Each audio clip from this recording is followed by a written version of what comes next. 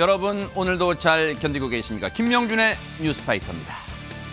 배우 조진웅 씨는 은퇴를 선언했지만 의혹은 계속 나오고 있습니다. 조진웅 씨에게 폭행을 당했다고 주장하는 배우와 스태프가 있다네요.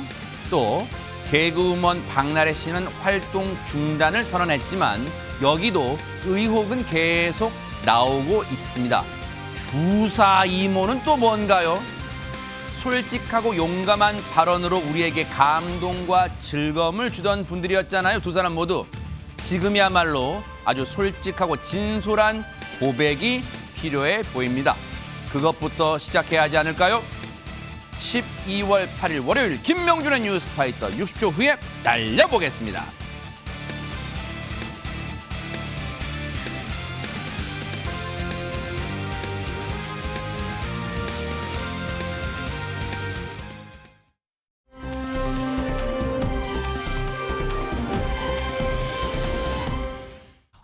지금 대한민국도 정신이 없지만 지금 전 세계도 바삐 돌아가고 있는데요. 첫 번째 가볼 나라는 어딜까요? 허준 변호사님. 아주 가까운 곳입니다. 네? 우리나라 을지로. 네? 여기 MBN에서 멀지 않은 을지로로 한번 가보실 바로 텐데요. 코앞인데요. 네, 을지로에서요. 눈꽃이 아니라 돈꽃이 피었다고 합니다. 에? 정말 1,000원짜리도 아니에요. 10,000원짜리도 아니고 50,000원짜리 수십 장이 팔랑팔랑 떨어져서 길에 완전히 많이 꽃처럼 피어 있었다는 거예요. 언제요? 지금 가면 되는 거예요? 지금 아닙니다. 늦었어요. 지난 2일 저녁 6시 반쯤. 어머나. 지금 보시는 장면입니다. 을지로 부근의 한 도로 위에 5만 원권이 저렇게 쏟아져서 있었다고 합니다. 어머. SNS에 당시 상황이 담긴 사진이 한 10장 정도 올라왔는데 시민들이 5만 원권 줍는 모습도 보이고요. 어머. 차도에 그리고 저렇게 횡단보도 위에 5만 원권이 마구 뒹구는 모습 그리고 경찰이 이 돈을 회수하는 모습들이 담겨 있었습니다. 저게 5만 원이에요? 5만 원입니까? 진짜 5만 원 맞네. 대박 사건. 근데 때마침 저곳을 지나신 분들은 어마어마 그랬을 거 아니에요. 그 얘기 좀 들어보시고 이어가 보도록 하겠습니다. 가게 나와가지고 이제 지하철 출구 쪽으로 가고 있었는데 사람들이 좀 있는 것 같아서 왜 그러지 하고 바닥에 봤더니 5만 원짜리가 있더라고요. 차도 쪽을 봤는데 5만 원짜리가 다 펴져져 있는 거예요. 처음에는 이거 가짜 돈인 줄 알았어요. 근데 줍다 보니까 이게 진짜 5만 원권인 거예요. 너무 놀래서 뭐 주워서 가져가겠다 이게 아니라 그냥 길에 떨어져 있으니까 그냥 죽은 것 같아요. 나 지금 제보해 주신 분이요. 손해 보세요. 5만 원이 한두 장도 아니고 그냥 진짜 잘 안 잡힐 정도로 지금 5만 원권이 수두룩한데 아니 최진봉 교수님. 네. 하늘에서 눈이 와요. 그건 들어봤지만 이건 뭐예요? 돈이 와. 이거 뭐예요, 이거 진짜? 그러니까요. 만약에 돈이 오면 얼마나 좋겠어요. 사람들이 다 좋겠죠. 근데 그게 아니었고 현장에 있던 시민이 이렇게 얘기했대요. 누가 버스에서 돈을 뿌렸나? 이렇게 생각을 했는데 그것도 확실하지 않고 무슨 사연이 있었던 건지 궁금하다 이런 얘기가 많았고요. 실제로 너무 궁금하다는 얘기들을 많이 하고 있습니다. 네. 경찰이 조사를 해봤는데 네. 실제로 버스에서 돈을 뿌린 건 아니라고 합니다. 아하. 어떤 일이 벌어졌나? 네. 횡단보도를 건너던 어떤 시민이 돈을 흘린 것으로 확인이 됐습니다. 그러니까 의도적으로 흘린 건 아니고요. 길을 걷다가 이제 세상에. 어디에 넣었는지 모르겠지만 그게 흘러나와서 결국 돈이 뿌려진 건데요. 횡단보도를 건너던 시민이 주머니에 있던 다량의 현금을 흘린 것으로 밝혀졌고요. 금액은 총 1,000만 원인 것으로 어머나, 이상인 세상에. 것으로 알려지고 있습니다. 그 일적으로 필요하다 아마 이제 일을 하면서 필요했던 금액인 것 같아요. 세상에. 필요해 소지했는데 실수로 흘린 것으로 보여지고 범죄 혐의점은 없는 것으로 밝혀졌습니다. 아니 그러면 저 돈이 정말 이제 왜냐하면 주변에 경찰분들이 CCTV나 이런 거 다 봤을 거 아니에요. 그러니까 뭔가 지금 횡단보도 건너시던 분 호주머니에서 싹 빠진 게 보인 거예요. 그런데 지금 박성배 변호사님 지금 이 제보해 주신 분뿐만 아니라 이 주변을 그때 당시 지나던 시민분들이 추운데 나 주운 값 내가 고생했으니까 이거 내 거 할 수 있죠? 그렇지는 않습니다. 네? 더군다나 그 금액이 큰 돈이라 그대로 가져가 버리면 범죄가 성립할 수 있습니다. 네? 다른 사람이 잃어버린 돈을 그대로 가져갈 경우에는 점유이탈물 횡령죄가 성립할 수 있는데 어허. 이 절도는 다른 사람이 가지고 있는 다른 사람이 소유하는 물건을 가져갈 때 성립하죠. 이 점유이탈물 횡령죄는 다른 사람의 소유이지만 누구도 가지고 있지 않은 물건을 가져갈 때 성립하는 범죄입니다. 만약 돈 주인이 일부러 돈을 버린 경우에는 이미 소유권을 포기한 상태라 그대로 가져간다고 하더라도 범죄가 성립하지 않습니다. 또 만약 그 주인이 다시 마음을 바꿔서 돈의 소유를 주장한다고 하더라도 이미 권리가 상실된 상태이기 때문에 이때는 가져가도 범죄가 성립하지 않지만 이 사안에서는 그대로 가져갔을 때 점유이탈물 횡령죄가 성립할 가능성이 높습니다. 아니 그러면 허준 변호사님 갑자기 또 쓸데없는 궁금증이에요. 이게 굉장히 이 잃어버리신 분 입장에서는 필요한 돈이었다면서요. 그러면 보세요. 죽으신 분들이 내가 진짜 추운 날 고생했으니까 이거 조금만 좀 주세요. 좀 알아서 좀 주세요. 할 수 있어요? 할 수 있습니다. 법적으로 보장하고 있는 권리인데요. 유실물을 저렇게 주어줬다고 하면 보상금으로 5%에서 최대 20%까지 지급받으실 권리가 법적으로 보장이 돼 있습니다. 그래요? 그런데 이때 주의할 점이 뭔데요? 있어요. 이렇게 주워가서 7일 안에 신고를 하셔야 돼요. 그러니까 7일 지나서 신고를 한다고 하면 보상금도 받을 수 없고 나중에 주인이 나타나지 않았을 때는 일정한 요건 하에 이 돈이 준 사람의 소유가 될 수도 있는데 그 자격조차 잃어버리게 되거든요. 그리고 이렇게 일주일 동안 돈 주워가 놓고도 신고 안 한다고 하면 이거 혹시 불법으로 영득할 어떤 마음이 있었던 거 아니야? 이렇게 의심받을 여지도 있습니다. 그래서 일주일 안에 반드시 신고하시고요. 적법하게 권리 찾으시기 바랍니다. 그러네요. 선행을 하면 바로 신고하면 오히려 생각지도 않았던 이득도 얻을 수 있겠다 그런 생각 해봐요. 견물생심은 진짜 금물이라는 게 또 생각나네요.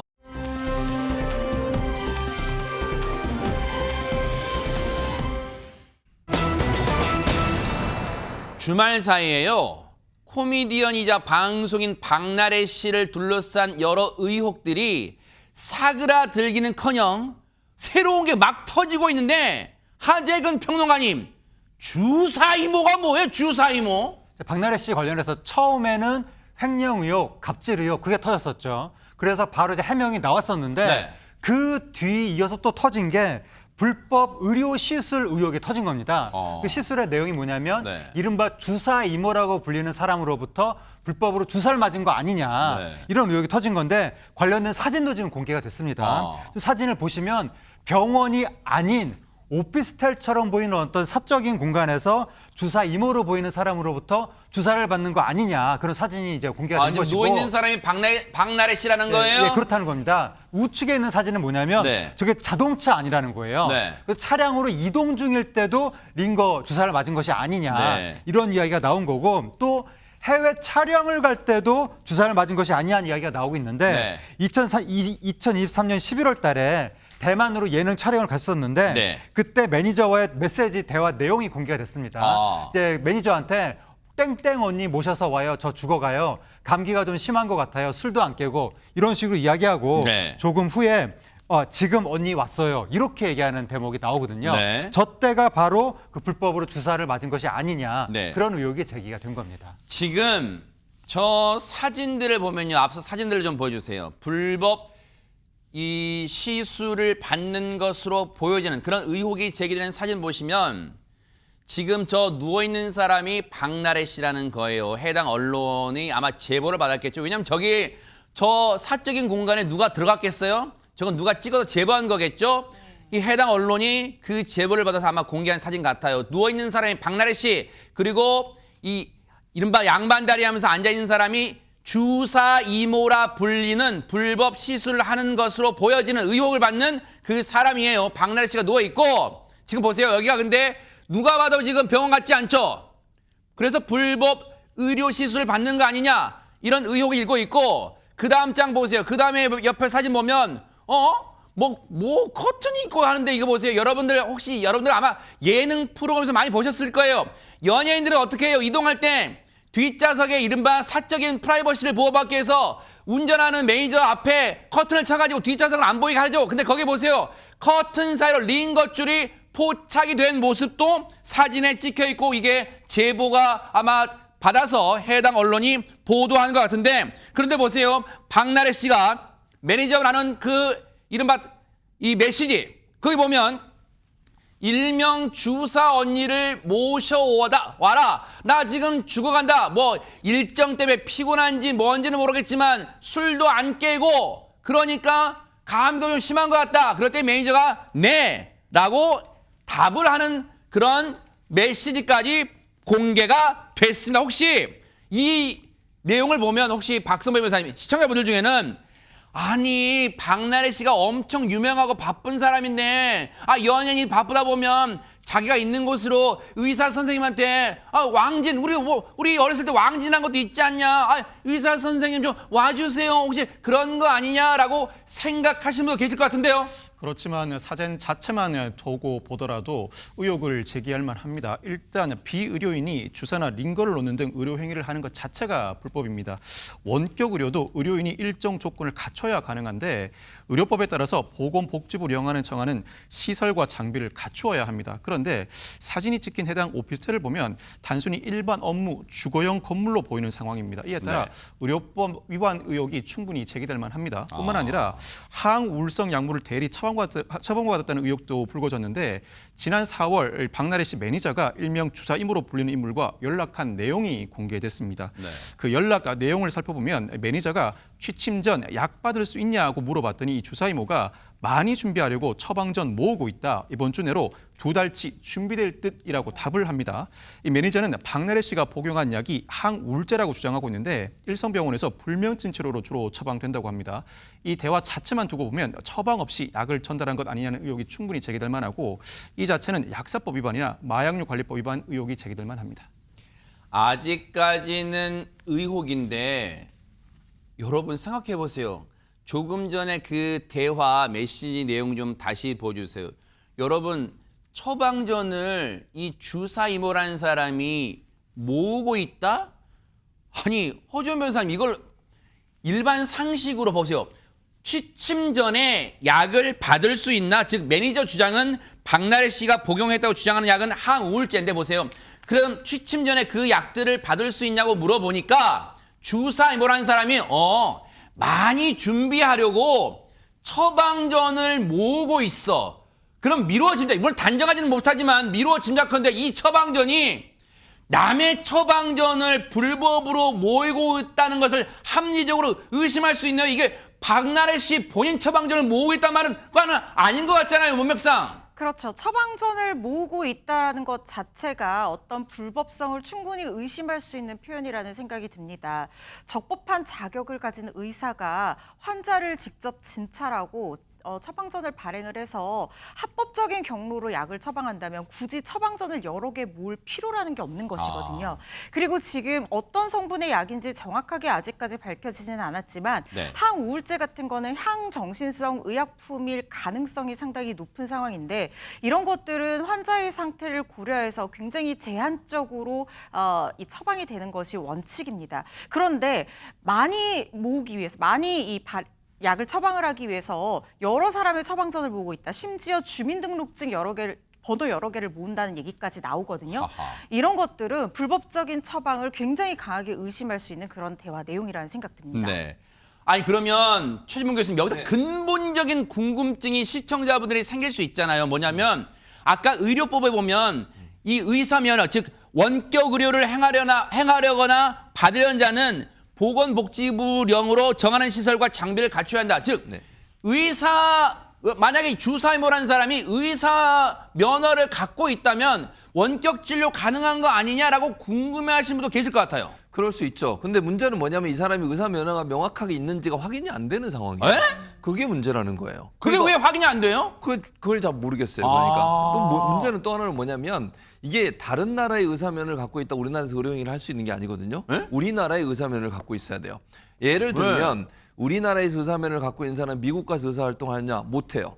불법입니다. 그러겠죠. 미국에 있는 의사면허를 취득을 또 해야 돼요. 그러니까 마찬가지 개념인데요. 네. 이제 지금 현재 박나래 씨 입장은 이렇습니다. 일단 네. 그것부터 전해드려야 되니까요. 박나래 씨 측에서는 뭐라고 하고 있냐면 의사 면허가 있는 분에게 영양제 주사를 맞은 것이 전부다. 그러니까 문제가 없다라고 주장을 하고 계세요. 그리고 스케줄이 힘들 때 왕지를 요청한 것이라고 해명을 하고 있기 때문에 본인 입장에서 의사로 알고 있었고 그래서 문제가 없다라고 지금 주장을 하고 있습니다. 네. 그런데 이제 논란이 커지는 이유는 뭐냐면 이게 이런 명칭도 주사 이모가 좀 이상하잖아요. 의사는 그러니까요. 의사라고 그래야지. 네. 주사 이모라는 말을 쓰는 것도 좀 납득이 안 되는데 네. 이 여성이 자신의 SNS에 의사 가운 차림의 사진을 게재하면서 억울함을 토로하고 있고요. 반박에 나섰습니다. 아하. 그러면서 의혹을 처음 제기한 박나래 씨의 전 매니저를 겨냥하는 말도 했는데 첫 번째로 이 사람이 뭐라고 주장을 하고 있냐면 네.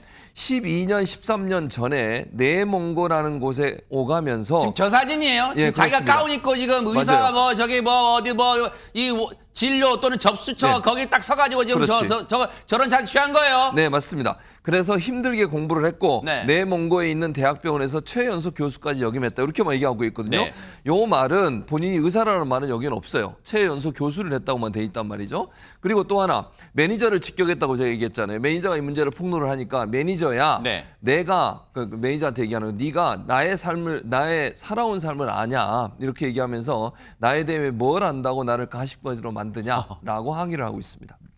은연중에 매니저 무시하는 거예요? 약간 그렇게 아니, 약간 들리는 그런 들리잖아요. 네, 그런 말이에요. 매니저 네가 뭘 한다고 의사인 나를 지금 가십거리 조롱거리로 만드냐 하는데 와 진짜 인식이 진짜 아주 대단합니다. 근데 보세요. 아까 보면 의사 가운 입고 있다고 다 의사인가요? 그리고 보세요. 아까 허준 변호사님 여쭤볼게요. 지금 12년 3년 전에 내몽고 그러니까 네이몽구라고 발음하는 거 있잖아요. 네몽고를 오가면서 힘들게 공부했고 내몽고에 있는 대학병원에서 최연소 교수까지 역임했다.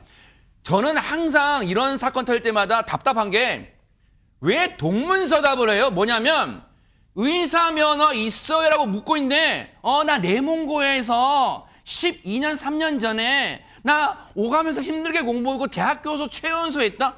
그러니까 의사 면허가 있어요 없어요? 지금 의사 면허가 없을 가능성이 상당히 정황상 농후해 보인다는 생각이 드는 것이 12년, 13년 공부하고 대학병원에서 최연소 교수를 했다면 우리나라에서 다 의사로 활동을 할 수 있습니까? 당연히 아니잖아요. 설령 중국에서 의사 면허를 정상적으로 딴 사람이라고 하더라도 우리나라에서 의료행위를 하려면 우리나라에서 의사 면허를 취득한 사람만이 정상적인 의료행위를 합법적으로 그것도 그 법률상 범위 내에서 허락된 부분, 요건을 갖추어서 할 수 있는 겁니다. 네. 그리고 처방전을 모은다는 말 자체가 적법하게 우리나라에서 의사 면허를 갖고 있는 사람이라면 네. 처방전을 스스로 발행을 하면 되거든요. 네. 그럴 자격이나 권한이 없는 사람이다 보니까 모은다는 표현을 쓸 수밖에 없다는 생각이 드는데 네. 지금 확인을 해봤더니 이 사람이 공부했다고 주장하는 그 의과대학이 존재하지도 않는 의과대학이라는 얘기도 나오고 이름이 아까 있습니다. 나왔는데 포강의과대예요? 포강의과대? 네, 포강의과대학이 의사단체에서 공개적으로 성명서를 내서 확인을 해봤더니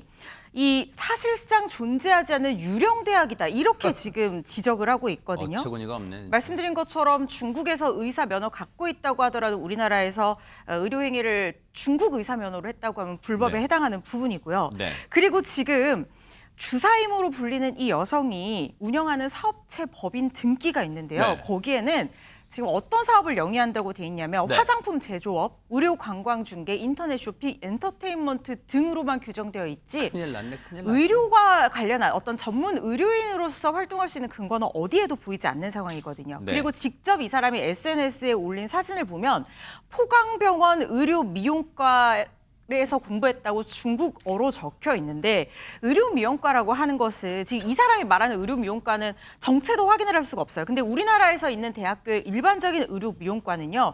의료와 미용을 융합을 바탕으로 하는 예를 들어서 뭐 피부과, 성형외과 이런 병원 코디네이터를 하면서 홍보를 한다든가 상담을 한다든가 프로그램을 짜준다든가 피부 관리한다든가 이미지 컨설팅 한다든가 이런 식으로 의료 행위가 아니라 수반되는 어떤 행위들을 같이 할 수 있는 그런 공부를 하는 사람들이지 네. 이 과를 졸업했다고 해서 의사 면허가 생기는 것이 아니거든요. 네. 특히 의사 지시하에 비침습적인 피부 관리, 그러니까 피부를 절개하거나 주사 바늘로 찌르는 그런 행위가 아니라 그냥 외부적인 어떤 관리를 할 수 있을 뿐이지 네. 주사를 놓는 행위는 침습 행위입니다. 피부에 바늘이 들어가는 순간 이건 의료 행위로 보거든요. 네. 이런 행위를 할 수 있는 자격은 없습니다. 일부 의료계 인사가 이 사건 검찰에 고발한 상황이고요. 정부도 행정조사 검토하겠다는 입장입니다. 그 하재근 평론가님, 저는 아마 시청자분들도 그러실 거예요. 저 주사이모라고 어차피 주사이모가 여러 번 그 은어 소건제 아시죠? 이 불법적으로 면허도 없이 이 동네에서 이렇게 좀 놔주는 그런 걸 칭하는 사람을 주사이모라고 하는데, 근데 저 사람이 왜 갑자기 튀어나와서 자기가 포강의과대 뭐 아까 의료 미용학과 나왔다고 뒤에 딱 글자 새겨진 거기서 의사 가운 입고 이러고 있으면 아이고 그러셨어요? 아이고 몰라봤습니다. 의사 선생님 몰라봤어요? 그럴 줄 알고 지금 저렇게 한 거 왜 나타난 거예요 지금? 좀 상당히 이례적인 모습인데 그러니까 기존에도 연예인 불법 의료 시술 사건은 있었거든요. 네. 그 경우에 대부분의 경우에 불법 시술해 준 사람은 숨으려고 하거든요. 네. 또 일반인이기 때문에 언론도 연예인한테만 관심이 있지 일반인한테 큰 관심을 갖지 않습니다. 보통 본인이 이렇게 조용히 있는데 이 경우에는 논란의 한복판으로 본인이 나선 거예요. 본인 막 사진 올리고 이러면서 이른바 본인 등판? 네, 본인 등판을 한 거예요. 왜 저런지 이해가 가지 않는 겁니다. 네. 그럼 본인 등판을 굳이 했으면 정말 억울해서 그런가? 네. 본인이 뭔가 할 말이 많은가 싶기도 한데 기껏 지금 뭐 어느 포강 뭐 의료 그 무슨 대학에서 뭐 공부했다 교수했다라고 했지만 네. 우리나라 의료 의사 단체로부터 네. 그런 대학은 뭐 존재하지 않는다 이런 식으로 말이 나오다 보니까 네. 그러면 거짓말을 하기 위해서 이렇게 굳이 나섰단 말인가 네. 매우 이해가 되지 않는데 네. 저 주사 이모라고 불리는 분의 입장이 뭔지 좀 더 들어봐야 될 것 같습니다. 네. 만약에요, 이 박선배 변호사님, 국내 정식 의사가 지금으로서는 아닐 가능성이 커지잖아요. 왜냐하면 국내 이 공정한 사회를 바라는 의사들의 모임에서 공식 입장을 내가지고 해당 포강의과대라는 것은 존재하지도 않는 유령 대학이라고 이제 밝혔기 때문에 지금 정식으로 허가받은 의사, 국내 면허가 없는 의사일 가능성이 일단 높아지는데, 물론 박나래 씨가 알았다고 정식 의사가 아닌 걸 알았다고 단정할 수는 없지만, 그럼 보세요. 당시에 아까 문자 있잖아요. 매니저가 주고받았다는 문자. 아까 보세요.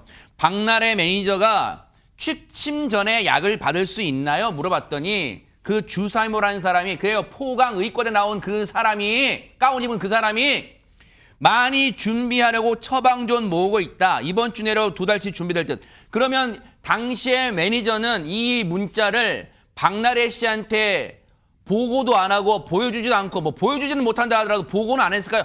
지금 주사이모가 처방전을 있는 대로 다 모으고 있대요. 2달치 정도 약을 만들 수 있을 것 같다요라고 그걸 얘기 안 했을까요? 그럴 가능성 어떻게 보십니까? 일단 박나래 씨는 일응 처벌 가능성이 낮지만 상황에 따라서는 의료법 위반이 아니라 약사법 위반 등 다른 법령에 따라 처벌될 가능성이 존재합니다. 네. 우선 대한의사협회에서 이 주사이모가 국내 의사 면허 소지자가 아니라고 밝힌 상황입니다. 현재 주사이모는 자신의 SNS 게시물도 모두 정리한 상태인데, 기본적으로 의료법은 불법 의료 행위를 한 자를 처벌하는 규정을 두고 있습니다. 다만 환자가 의료법 위반 사실을 인지하고도 적극적으로 요청하는 경우 등에는 공범으로 처벌될 가능성을 배제하지 않고 있는데, 일단 박나래 씨 측은 법적으로 문제될 부분이 전혀 없다는 입장입니다. 평소 다니던 병원의 의사 간호사에게 왕진을 요청해 링거를 맞았을 뿐이라고 해명하고 있고, 이에 따르면 적어도 의사 면허 소지자로 인식했던 것으로 보입니다. 이에 따라 박나래 씨는 아직까지는 의료법 위반 처벌 가능성은 상당히 낮다고 할 수 있습니다. 그렇지만 처방전을 다수 모으고 과다하게 약물을 처방받는다는 인식을 가지고 있었다면 그 가능성은 다소 높아 보이는데, 이때는 적법하게 약물을 처방받지 않았다는 정황으로서 의료법 위반이 아니라 약사법 위반이나 마약류 관리법 위반 혐의는 충분히 거론될 만하고, 향후 수사 결과에 따라서 일정 부분 혐의가 인정될 가능성을 배제하지 못합니다. 요거 그대로 놔둬보세요. 갑자기 이 법률 대리인의 얘기 중에 병원의 의사인 줄 알고 요청했다는 거 아니에요, 왕진을. 그럼 벌써 그 다음 단어가 박선배 변호사님, 간호사에게도 왕진 요청에 링거를 맞은 적이 있다는 걸 지금 시인한 거잖아요. 그럼 간호사도 왕진 요청에 링거를 놓을 수 있어요? 만약에 정식 간호사라면? 의료행위 현장에는 반드시 의사가 존재해야 합니다. 그리고 간호사가 직접 링거나 주사를 놓는다고 하더라도 비상 상황이 발생했을 때 언제든지 의사가 현장에 도착할 수 있는 상황이어야 간호사가 이와 같은 의료행위를 실시할 수 있습니다. 아직까지 의료법상 간호사는 의사의 보조자이기 때문입니다. 그런데 간호사 단독으로 외부 기관에 출장을 가서 의료행위를 실시한다, 이 자체는 의료법 위반에 해당할 여지가 상당히 많습니다. 이거는 법률 대리인이 밝힌 대목은 앞으로 이제 만약에 수사가 진행된다면 자승자박이 될 수 있는 이 대목이 될 수도 있어요. 일단 지켜볼게요. 그런데 일단 파장이 적지 않아요, 유인경 평론가님. 그럼 박나래 씨는 그런 아무렇지 않게 주말 사이 보낸 거예요? 어떻습니까? 그렇지 않죠. 이제 일단 박나래 씨랑 전직 매니저들이 계속 고소 고발을 해서 세상을 시끄럽게 했을 뿐만 아니라 주사 이모라고 불리는 정체불명의 분까지 나타나서 지금 굉장히 파장이 커지자 오늘부로 활동 중단을 선언하면서 입장문을 냈습니다. 네. 최근 이어진 매니저 폭로에 대해서는 네. 오해와 불신으로 인한 것이어서 직접 만나서 해소했다고 설명했지만 네. 모든 것이 깔끔하게 해결되기 전까지는 방송 활동을 중단하기로 결심했다라고 했는데요. 네. 사실 박나래 씨는 이제 그 동안에도 뭐 약간 성적으로 이제 수치심을 일으키게 하는 유튜브를 만들어가지고 잠깐 중단한 적도 있었고 최근에는 또 집안에 강도 사건이 있었고 여러 가지 무리를 잊었던 바가 많았었거든요. 네. 그런데 또 끊임없이 나왔는데 좀 변명일관한 게 아닌가 싶기도 하고요. 근데 나도 이제 더 개인의 문제가 아니라 이제 단체 활동에 민폐를 주고 있다고 생각은 뭐냐면 다음 달에 첫 방송을 앞두고 있는 네. 예능 프로그램이 있는데 박나래 씨가 출연했기 때문에 네.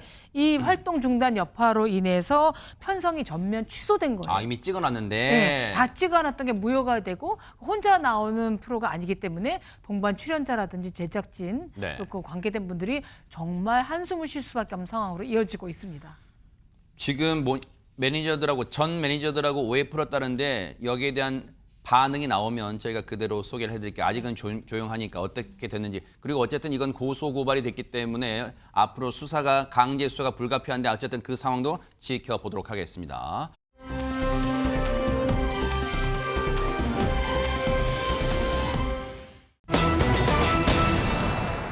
조진웅 씨는 주말 사이 은퇴했죠. 그런데 은퇴를 해도 논란이 사그라들기는커녕 점점 활화산처럼 계속 불어나는 분위기입니다. 하재근 평론가님. 조진웅 씨가 지난 금요일에 논란에 휩싸였거든요. 네. 그때 이제 고교 시절에 중범죄, 또 성인이 된 이후에 폭행, 음주운전 등등의 논란에 휩싸인 거예요. 네. 많은 사람들이 충격을 받았는데 네. 그때 조진웅 씨 소속사에서 밝힌 입장이 미성년 시절에 잘못했던 행동이 있었던 건 맞다. 네. 다만 성폭행은 아니다. 이렇게 입장을 밝혔었는데 네. 그럼 조진웅 씨가 직접 입장을 밝혀야 되지 않느냐라는 목소리가 나오니까 네. 조진웅 씨가 직접 입장을 밝혔습니다. 네. 뭐라고 그랬냐면 모든 질책을 겸허히 수용하고 모든 활동을 중단하겠다. 네. 배우의 길에 마침표를 찍겠다. 이렇게 네. 입장을 밝힌 거예요. 네. 그러니까 결국 은퇴 선언을 한 건데 네. 은퇴 선언을 했다고 해서 상황이 정리가 된 게 아니라 아하. 그 이후에도 논란이 계속됐는데 사회적인 논란으로 이게 비화가 됐습니다. 그래요? 이 네티즌들 사이에서 논쟁이 막 벌어지고 있는데 한쪽에서는 죄값을 치렀다면 기회를 줘야 된다. 30년도 넘은 사건으로 현재 커리어가 삭제되는 것은 마녀 사냥이다. 이런 의견이 나왔는데 네. 반대편에서는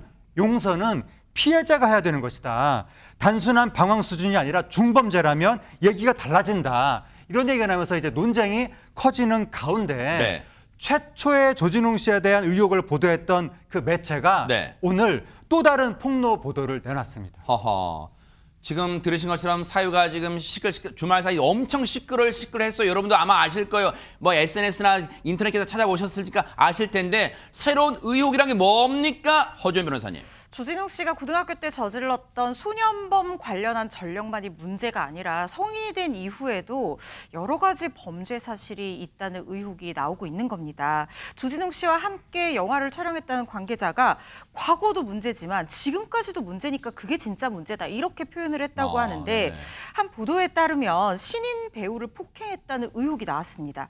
노래를 시키는데 그 노래를 몰랐다는 거예요. 그래서 모르는 노래라서 못한다고 하니까 무시하는 거 아니냐라고 하면서 얼굴을 향해서 얼음을 던졌다라는 의혹이 나왔고 그리고 스태프들을 폭행한 의혹도 있습니다. 술자리에서 뺨을 맞고 발길질을 당했다라는 그런 폭로도 있는 상황입니다. 뿐만 네. 아니라 이거는 20대 때 있었던 폭행 사건이고 30대 때 음주운전으로 면허 취소 수준의 만취 상태여서 적발이 됐다라는 그런 의혹도 나왔거든요. 네. 그러니까 저는 뭐 개인적으로 소년범의 제기가 교화 라는 것이 자기 네. 분야에서 성공했다고 해서 무조건 다 교화에 성공했다, 재기에 성공했다 이렇게 같은 뜻이 될 수는 없다고 생각을 하는데 네. 이 재기할 수 있도록 기회를 주느냐 마느냐의 문제를 떠나서 네. 10대 시절이 아니라 성인이 된 20대, 30대에도 계속해서 범죄 행위를 이어왔다는 것이 더 문제라는 겁니다. 네.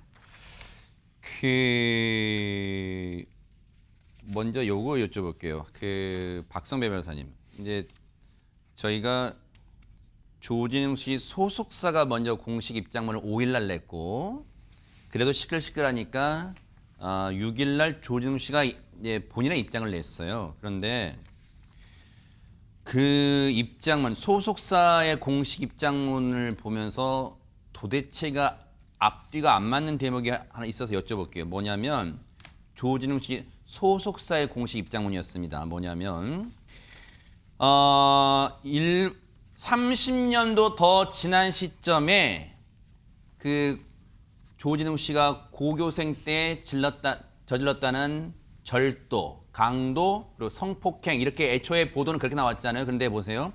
30년도 더 지난 시점에 경위를 완전히 파악하기에는 어렵고 관련 법적 절차 또한 이미 종결된 상태라 한계가 있습니다. 이랬잖아요. 그래서 뭔가 잘못은 했지만 너무 오래된 시점이라서 뭔가 명확히 밝히기는 어렵습니다. 그랬잖아요. 근데 그 다음 줄이 뭐냐?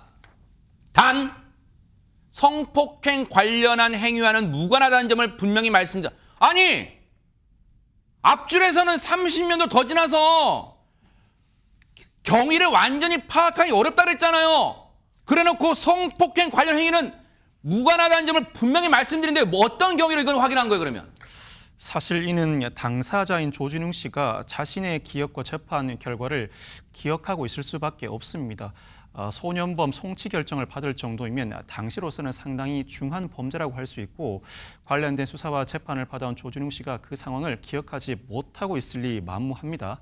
다만 그 가담 정도에 대해서는 서로 이견이 있을 수 있는데 조진웅 씨가 어떠한 구체적인 발언을 했을 때 반론이 제기되거나 공식적인 기록을 통해서 적절하게 대처하지 못한다는 이미지를 줄 때는 더 큰 파장이 일까 봐 관련된 언급을 피하고 있다고 보여집니다. 그러면서도 성폭행 관련한 행위와는 무관하다는 점을 분명히 말씀드린다라고 주장을 했는데 네.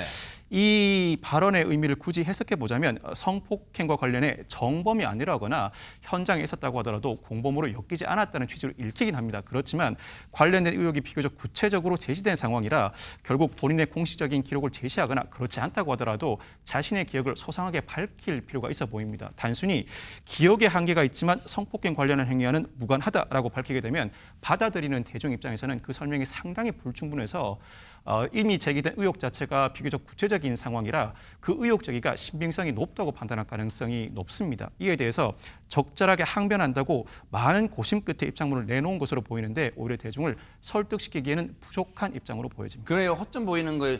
그래서 추가적인 질문 허주현 변호사님께 이거 짧게 여쭤볼게요. 왜냐하면 이거에 대한 추가적인 질문이 있어요. 왜냐하면 애초에 보도는 고교 시절에 이 다른 이 일당과 함께 거기 일당이라 나오잖아요. 일당 기사가 다른 일당과 함께 강도, 뭐 차량 절도, 강도, 성폭행 이렇게 나왔는데 지금 나머지 거는 인정한다 하더라도 성폭행과는 무관하다 그랬잖아요. 그러면 보세요. 나는 조진웅 씨는 성폭행 무관합니다라고 끝날 게 아니라 보세요. 이거는 뭐 명예훼손, 왜냐하면 있지도 않은 범죄, 그것도 성폭행이란 중죄를 했다고 보도를 했으면 이거에 대한 법적 대응해야지. 이거 그냥 가만히 넘어가는 사안이 아니잖아요. 이게. 안 그렇습니까? 그렇습니다. 사실 뭐 주진웅 씨 입장에서 이게 완전한 허위 보도다라고 하면은 이게 배우의 생명을 지금 뭐 은퇴 발표까지 한 시점에서 배우의 생명을 어떻게 보면 끝낼 수도 있는 보도 내용이 될 수 있기 때문에 좀 더 강력한 대응을 하지 않았을까 하는 합리적 의심이 드는 것이 사실입니다. 특히 지금 성폭행과 무관하다라고 밝힌 부분이 현장에 가담했지만 직접적인 행위를 하지 않았다라는 의미라면 이것은 더욱더 문제가 될 수 있다고 생각하는 것이 그 자리에 같이 방조하고 아니면 망을 봐주는 그런 행위들 또는 공동 정범으로서 사실상 한 몸이 되어서 손발처럼 그렇게 행위를 해서 범죄를 완성시켰다라고 하면 그 부분 역시 무관하다고 책임을 회피할 수 있는 문제는 아니라는 생각이 들거든요. 지금으로서는 주진웅 씨가 어디까지 인정을 하고 어디까지 부인을 하는지조차도 명확하지 않은 시점이고 네. 은퇴를 해버렸기 때문에 더 이상 이 부분에 대해서 왈가왈부 따지기도 쉽지 않아진 상황이어서 주진우 씨가 이 의미를 어떻게 얘기를 했는지 정확하게 단정적으로 네. 말씀드리기는 어렵습니다만 네. 주진우 씨의 어떤 전력에 비추어 봐서 이런 식으로 회피를 한다는 것은 주진우 씨를 사랑했던 팬들에게 올바른 해명이 되기는 좀 어려울 것 같다는 생각이 듭니다. 최진모 교수님, 6일 날 조진웅 씨 본인의 입장문에서 보면은 저의 과거 불미스러운 일로 인해서 저를 믿고 응원해 주신 모든 분들께 실망드린 점 머리 숙여 사과드립니다. 그래서 질책 겸허히 수용하고 마침표 찍겠다. 지금 은퇴를 얘기했는데 그때는 과거의 불미스러운 일이라는 말로 뭉뚱그려 얘기했단 말이에요. 그러면 아까 앞서도 말씀드렸지만 새롭게 성이 돼서도 제기된 그런 의혹들에 대해서는 지금 혹시 입장 냈어요? 잘못한 게 맞다고? 지금 현재까지는 거기에 대해서는 얘기가 없는 것 같아요. 그러니까 예를 들면 네. 성인이 되고 나서 어떤 일에 대해서 입장을 밝히거나 이런 건 없어요. 지금 현재는.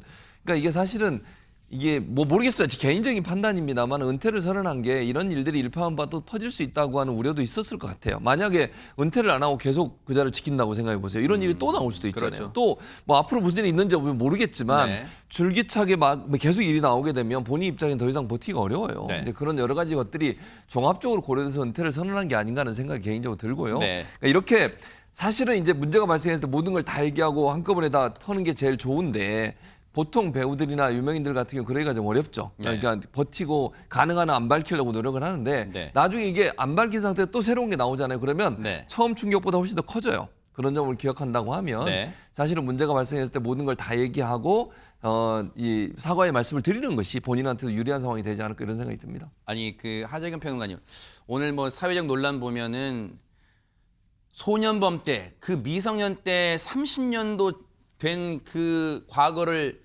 누가 언론 제보에서 끄집어내 가지고 다시 마치 부관 참시한 식으로 잘 나가던 배우를 저렇게 은퇴란 길로 내모는 게 맞냐 하는데 아니 그러면 보세요.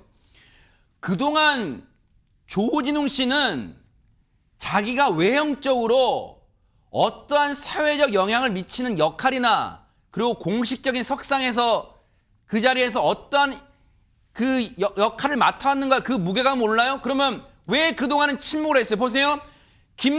독립운동가 김구 역할 맡았죠. 김구 선생 역할. 안중근의 친구, 막역한 친구 이런 역사적 인물에 등장한 역할 다 맡았잖아요. 그리고 여러분 기억하실 거예요. 광복절날 그 태극기 앞에 서서 나는 자랑스러운 대한민국 그 태극기 국기단 맹세도 있고 그리고 홍범도 장군 유해봉환 때 비행기 타고 쭉 앉아가지고 홍범도 장군 옆에 큰 사진 걸어놓고 앉아서 뭔가 생각이 담긴 그 사진 찍고 그것과 비교할 때 과거가 너무 괴리감이 크다는 거에 지금 실망하는 부분이 안 그렇습니까? 그래서 이제 많은 분들이 실망하고 충격을 받는 것인데 조진우 씨가 굉장히 정의롭고 강직하고 뭐 그런 그 캐릭터로 지금 사랑을 받았던 것이거든요. 그런데 최근에 이 사건이 결국 보도에 따르면 제보자들이 이것을 제보하게 된 사유도 바로 그 조진웅 씨의 그런 강직한 이미지가 너무 괴리가 크다고 여겨서 제보를 했다고 주장을 한다는 것이고 네. 그게 아까 방금 8.15 광복절 말씀하셨는데 조진웅 씨가 영화 속에서 독립투사 역할을 맡다 보니까 이미지가 굉장히 좋아져서 나중에 홍범도 장군 유해봉환 때 국민특사 앞에 국민이 붙었거든요. 그 아이디어는 누가 낸 거야 대체? 국민특사로 당시에 이제 그 카자흐스탄에 가게 됐고 그때 이미지가 그렇게 좋아지다 보니까 결국 올 광복절에 국민대표로 국회대안 선서를 하는 이런 식으로까지 이어지게 된 거거든요. 네. 이러니까 이제 제보가 이어졌다는 것인데 그러한 국민특사 독립운동 그것뿐만이 아니라 네. 또 이 드라마 속에서 경찰 역할을 많이 맡으면서 했죠. 아주 강직한 이미지로 또 나왔던 거예요. 네. 특히 굉장히 인기를 끌었던 시그널이라는 드라마 속에서 여러 대사가 또 화제가 됐었는데 당시의 대사가 세상에는 묻어도 될 범죄는 없다. 돈 있고 빽 있으면 개망나의 짓 해도 잘 먹고 잘 삽니까? 이런 식의 울분에 찬 막 대사를 해서 이게 시청자들한테 호응을 받았었고 그러니까 저 말은 즉슨 하재근 평론가님 말씀 중에 죄송해요. 세월이 지났다고 해서 저게 묻히거나 잊혀져서는 안 된다 뭐 그런 거라고 해석되나요? 저 네, 대사가? 그러한 취지로 지금 해석이 되는 상황인 거죠. 그리고 저 대사에 대해서 조진우 씨가 저게 드라마가 굉장히 화제가 됐거든요. 네. 인터뷰를 했는데 네. 인터뷰 때 뭐라고 그랬냐면 저런 대사를 내 입으로 말하고 싶어서 이 작품을 선택했다라고 이야기를 했었고 그래요? 또 뭐라고 인터뷰에서 얘기했냐면 피해자들이 더 이상 눈물 짓지 않도록 여러분의 따뜻한 관심이 필요하다. 이런 얘기도 했었던 거예요. 네. 그래서 저런 대사와 인터뷰 내용들로 인해서 네. 큰 인기를 얻었는데 네. 그러한 말들이 이제는 부메랑이 돼서 돌아가는 형국이 됐습니다. 박성배 변호사님, 조진웅 씨는 은퇴를 선언하는 그런 입장문을 내면서 그래요. 배우라서 그랬나요? 멋지게 표현하고 싶었나요? 마침표를 찍겠다는 표현으로 은퇴를 암시했어요. 이제 물러나면 답니까? 은퇴하면 뭐 더 이상 뭐 이 책임질 일도 없고 논란에서도 그냥 피해 있고 그런 거에 어떻습니까? 이미 조진웅 씨가 출연했거나 출연할 예정인 작품들은 조진웅 치우기에 나섰습니다. 조진웅 씨가 국민 특사 활동을 하면서 찍었던 다큐멘터리는 비공개로 전환됐고 이번에 맡았던 다큐멘터리 갱단과의 전쟁 나레이션은 다른 사람이 재녹음했습니다. 특히 이미 촬영을 마친 시그널2는 그야말로 비상 상황인데 한 관계자는 조진웅은 주연이 아니라 중심이다. 분량 자체가 워낙 커서 일부 편집할 수 있는 수준이 아니라고 밝혔습니다. 네. 갈팡질팡하고 있는 것으로 보입니다. 만약 드라마 방영이 불발될 경우에 배상금이 큰 문제인데 품위 유지 의무 위반으로 인한 위약금만 해도 출연료의 2배가 넘는 데다 여기에 재촬영에 드는 비용까지 합하면 수십억 원의 배상금을 물어야 할 가능성도 제기되고 있습니다. 일단 이 사안은 어떻게 될지 가늠하기조차 힘들어요. 앞으로 은퇴로 끝날 사안이 아니라는 점은 지금 말씀드렸죠. 앞으로 어떻게 흘러갈지, 조진웅 파장이 어디로 흘러갈지 지켜보도록 하겠습니다. 여러분과 함께하는 김명준의 뉴스파이터, 이제 다음 얘기로 넘어가 보겠습니다.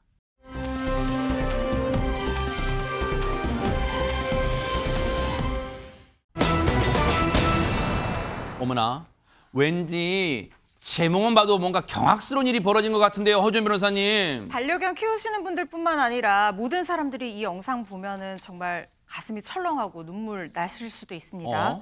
요즘에 애견 유치원 굉장히 많잖아요. 맞죠. 반려견 많이 키우니까요. 네. 견주가 여행 가거나 급한 일정 생기면 반려견 안심하고 맡기는 곳인데요. 네. 그런데 전북 전주의 한 애견 유치원에서 정말 눈으로 보고도 믿기 힘든 충격적인 사건이 발생을 어머나. 했습니다.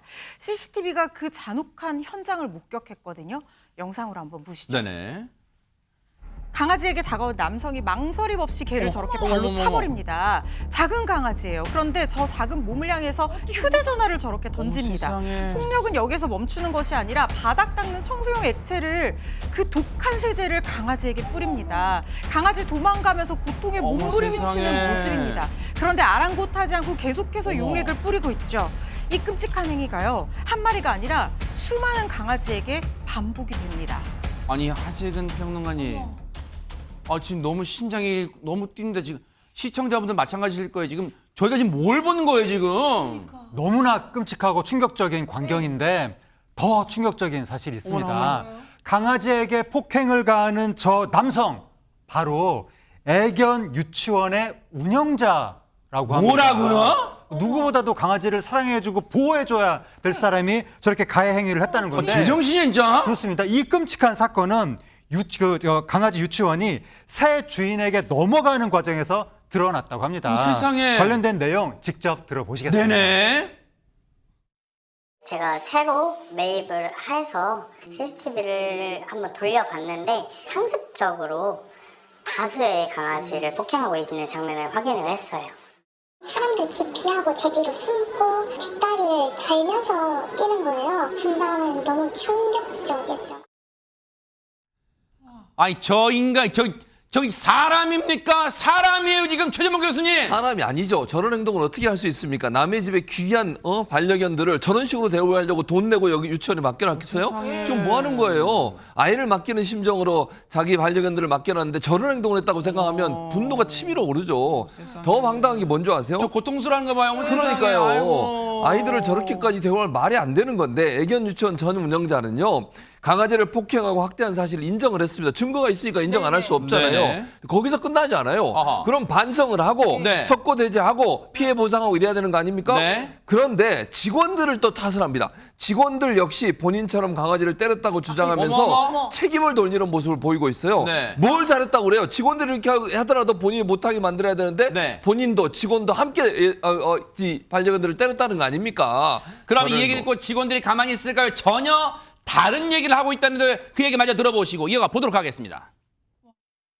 이제 말을 안 듣거나 기가 좀 센 강아지들을 길을 죽여놓으라면서 폭행을 하라고 지시하기도 하셨고 직원들한테도 이제 폭언과 폭행을 일삼으셨고.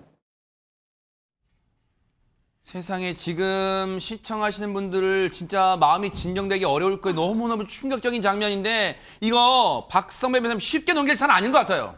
애견 유치원의 전 운영자 처벌을 피할 수 없을 것 같습니다. 사실관계를 파악한 피해 견주들과 동물보호단체가 전 운영자를 동물 학대 혐의로 경찰에 고소할 예정이라고 합니다.